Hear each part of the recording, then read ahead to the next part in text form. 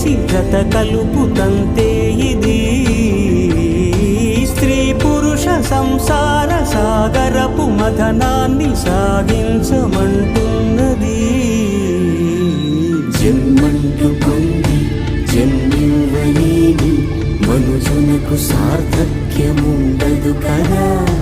మనుగడను నడిపించు కళ్యాణమును మించి లోక కళ్యాణమే లేదుగా. కళ్యాణం వైభోగం ఆనంద రాగాల శుభయోగం.